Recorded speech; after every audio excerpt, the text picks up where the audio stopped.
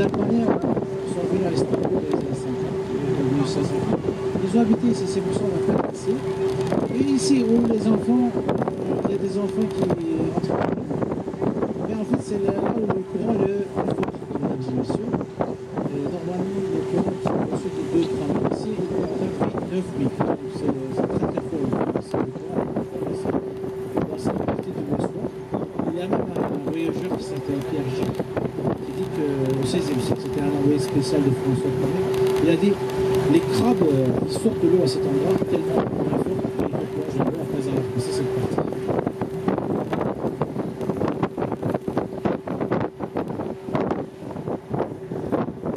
Allora, siamo vicino Bebek, Bebek che vuol dire bambino, bimba. E vicino abbiamo il monumento, l'edificio consolato dell'Egitto, fatti dalla parte di Raimondo Daronco, un italiano molto famoso che ha fatto qualche costruzione importante alla Turchia e di Istanbul. E questo consolato dell'Egitto esiste, è uno dei più belli monumenti del Bosforo. Vicino Bebek è il quartiere dove i stranieri amano vivere perché il percentaggio di umidità è il più basso nel Bosforo, sono dei giornali di tutte le lingue, anche charcuterie e altri locali importanti, caffè, bistrò, ristoranti dove si può gustare le pesce fresche e le mese antipasti turchi con la bevanda nazionale, il ragù, che cambia di colore con l'acqua come il pastis e l'uso. Ecco, vedete un tanker. Au moment qui s'appelait Abbas Ali Pacha était le vice-gouverneur d'Égypte. Eh bien, le docteur a dit que c'est bon, qu'il fallait de l'air de la mer un peu. Au lieu de l'emmener de la mer, il a acheté il a fait construire cette maison. Mais aujourd'hui, cette maison fonctionne comme consulat d'Égypte à Istanbul, mesdames et messieurs. Le quartier est un quartier très chic d'Istanbul. Les ambassadeurs au XIXe siècle, les ambassadeurs européens, préféraient habiter dans ce quartier. Le Bosphore a une profondeur de maximum 118-120 mètres. Mais on a un peu un petit Eurostar ici, qui est un métro qui passe sous le Bosphore. Là où il passe, la profondeur est de 44 mètres. Mais en général, la profondeur en moyenne, c'est dans les 70 mètres de Bosphore. Et aussi, par année, il y a à peu près 50 000 bateaux qui passent par le Bosphore. En 2024, ça a baissé après la pandémie. Avant, c'était vers les 60 mètres. Maintenant, on tourne du côté asiatique, mesdames et messieurs. On va voir les belles maisons en bois. Côté asiatique. Voilà, on tourne maintenant du côté asiatique.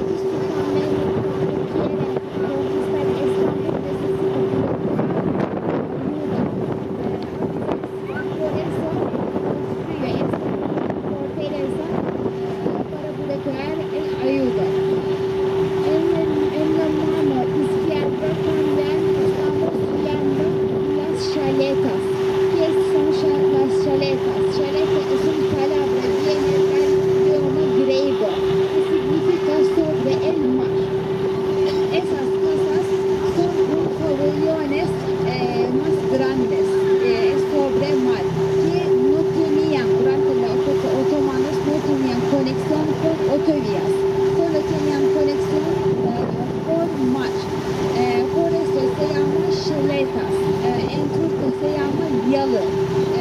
Si un kiosco, si un pabellón que tiene conexión con el autovía, no llamamos como şeleti, llamamos como un kiosco, que tiene un nombre de köşk en turco.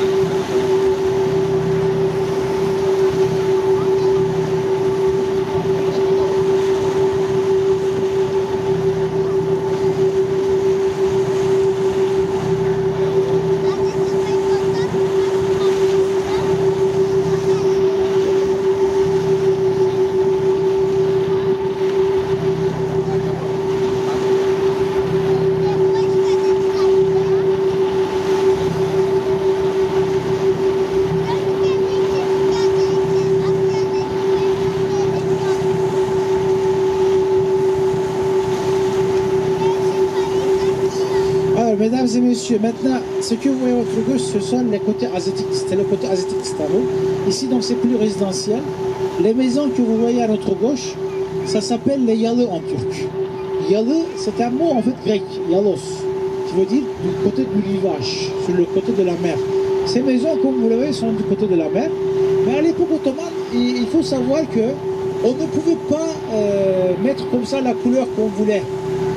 Par exemple, la couleur préférée des Turcs musulmans, c'était, vous voyez, il y a une mosquée. C'est ce qu'on appelle la rose, mais une rose très différente, la rose ottomane. Vous voyez la mosquée là, sa couleur. Les musulmans turcs, ils mettaient en général cette couleur. Les non-musulmans, ils mettaient une couleur plus foncée, mais la dernière période de l'Empire ottoman, c'est-à-dire la fin du 19e siècle, on peut voir d'autres couleurs parce que l'Empire ottoman s'est très affaibli à la fin du 19e et il a été obligé d'accepter la pression des ambassadeurs britanniques et français qui ont voulu que les non-musulmans aient les mêmes droits. Ce sont les maisons les plus chères de toute la Turquie que vous pouvez voir ici. Leurs prix peuvent aller jusqu'à 125 millions de dollars. C'est une centaine de millions de dollars ça peut atteindre. Il y en a à peu près 600 sur le Bosphore et à peu près 40% d'entre eux ont une valeur historique immense. 60% sont classés comme monuments historiques. Allora, vedete gli ali dal XV secolo fino ad oggi, le case che hanno un grande valore anche storico, ma ci sono anche che sono survalutate perché c'è una grande domanda. Sono le famiglie molto anziane che avevano prestigi e di una generazione all'altra si trasmette, ma ci sono anche dei nuovi ricchi, alcuni che sono comprati dalla parte dei sheikh, banchieri, senatori, anche pop star hanno la loro yalı. Vicino c'è la scuola dei cadetti 1856 con le due torri, una scuola dei cadetti, scuola militare, oggi un museo. Dicono che sotto la prima guerra mondiale la famosa infermiera inglese Florence Nightingale ha guardato i soldati caduti nella campagna di Crimea qua, e c'è una scuola di infermiere Florence Nightingale, anche due ospedali al suo onore. Anche nello stesso anno ha lavorato a Selimiye, anche una caserma militare dove Florence Nightingale ha guardato i soldati malati. Ahora estamos viendo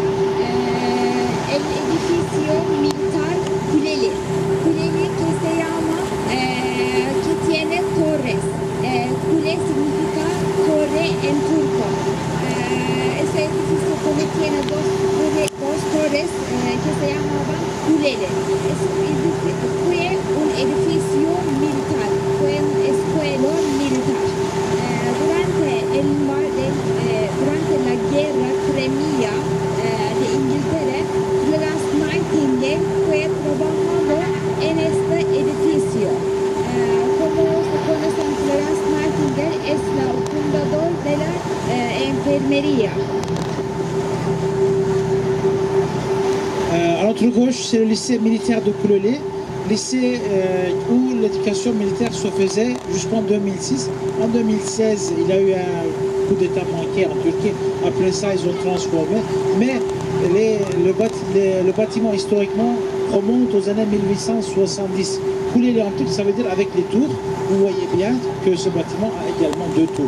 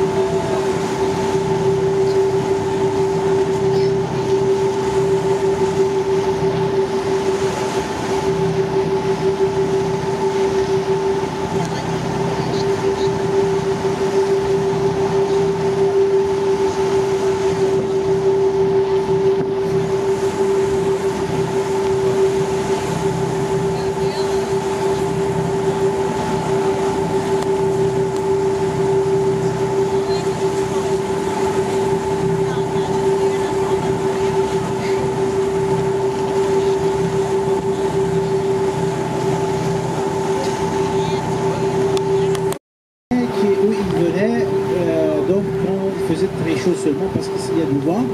Ce palais a été construit avec l'ordre de Sultan Abdel Aziz entre les années 1861-65 et Eugénie, l'impératrice, la femme de Napoléon III, est venue, elle a séjourné ici pendant quelques semaines dans ce palais d'été. Et l'architecte de ce palais également, c'est de la famille Baléan. Il y a à peu près 5000 personnes qui ont travaillé dans la construction de ce palais. Franz-Joseph d'Autriche également, il a séjourné dans ce palais. Et également, beaucoup de souverains de l'Europe, ils sont séjournés, comme Guillaume II d'Allemagne par exemple. Il est venu également il y a des années dans ce palais. La particularité de ce palais, c'est qu'il n'y a pas de système de chauffage et il n'y a pas de cuisine. Il a ramené les plats principaux de l'autre côté.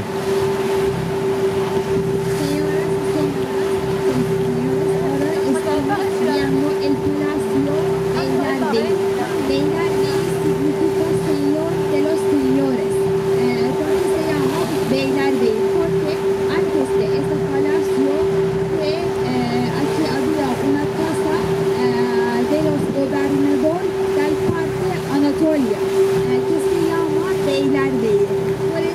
Por eso aquí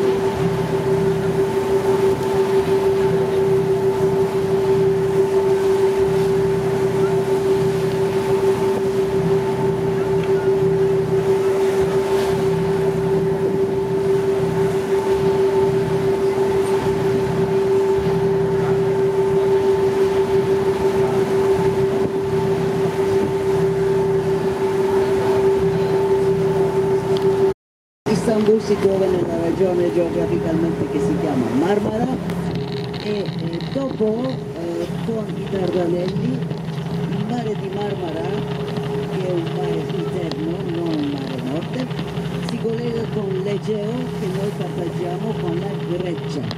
Al sud abbiamo il Mediterraneo e Istanbul è una delle città unica nel mondo che è fondata su 2 continenti.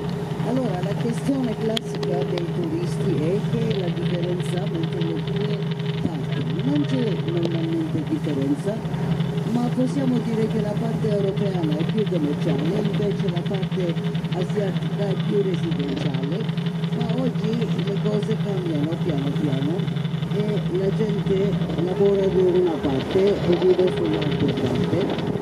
Una mezza giornata non è abbastanza per conoscere un paese, devi ritornare, questo è solamente per dare un'idea, un gusto di Istanbul, che è la Cappadocia, il nord, la regione del